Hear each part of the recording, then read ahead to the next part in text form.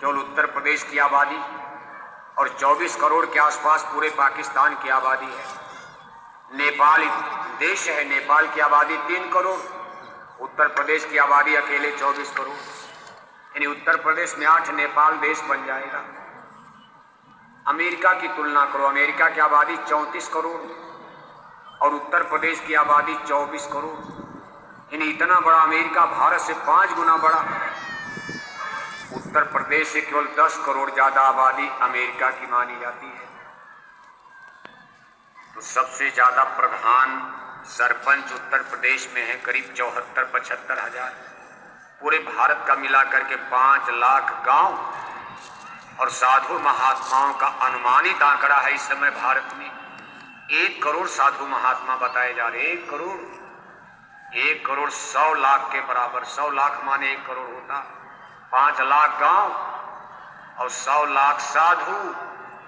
अगर इसमें बटा लगा दो, हिस्सा लगा दो, एक गांव पर 20 साधु हिस्सा पड़ेगी। ये साधु रहते कहाँ हैं? बद्रीनाथ, केदारनाथ, देव प्रयाग, हरिद्वार, मथुरा, वृंदावन, गोकुल, प्रयागराज, रामबाण, रामेश्वरम, द्वारिकापुरी, जगन्नाथपुरी, ये जितने भारत के बड़े बड़े तीर्थ हैं, अवधपुरी है, काशी नगरी है, जहाँ जाओगे आप इसमें कुछ गेरुआ पहनते हैं, कुछ पीला पहनते हैं, कुछ जटा जूट वाले हैं, कुछ दाढ़ी बाल वाले हैं, कुछ सर मुड़ाए रहते हैं, अनेक अनेक परंपराओं के लोग। ये सब मिलाकर भारत में साधु महात्माओं की संख्या जो हिंदू धर्म से रिलेटेड है, मुसलमानों की बात है, हिंदू धर्म की बात हो रही है। 1 करोड़ माने 100 लाख। अगर इन सब साधु महात्माओं को इनके आश्रमों से, तीर्थों से ला करके गांव गांव अगर बसाया जाए, हर गांव में साधु महात्माओं का एक मोहल्ला बन जाएगा, एक टोला मोहल्ला। 20 साधु इस गांव में, 20 साधु इस गांव में, 20 साधु इस गांव में। आबादी तो उनकी बढ़ेगी नहीं, गांव तो बस जाएगा। तो उसमें ज्यादातर शादी ब्याह ही नहीं हुए, बच्चा बच्ची पैदा नहीं, आबादी कहाँ बढ़ेगी। अब कोई नया किसी के घर का बेटा बेटी, किसी के घर का बच्चा साधु बन जाए तब तो बात अलग है, 20 की जगह 21 हो जाएंगे। अब वो आबादी को बढ़ा नहीं सकते क्योंकि शादी ब्याह है नहीं, लेकिन फिर भी 20 साधु एक गांव में हिस्सा पड़ेगी।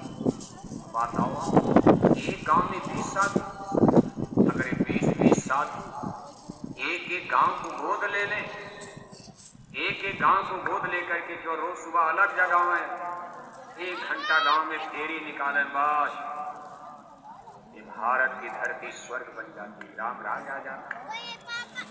लेकिन ऐसा उनके पास न कोई सिस्टम है, न उनकी सोच में आ रहा, न उनका कोई इस पर चिंतन है, और उनका जनता पर कोई असर भी होता नजर नहीं आ रहा। इसका कारण जो भी हो, और अगर आप गंभीरता से सोचोगे, वो जो ज्ञान जनता को बांटना चाहते हैं, वो ज्ञान उस चीज को उनके पास स्वयं ही नहीं है। असर क्या पड़ेगा?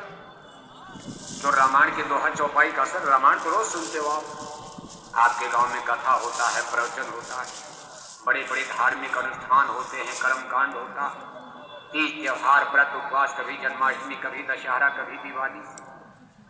आपके गांव में कितना पूजा पाठ सब लोग करते रहते, पंडित पुरोहित साधु महात्मा, लाख लाख 10-10 लाख रुपए चंदा चुटकी में खा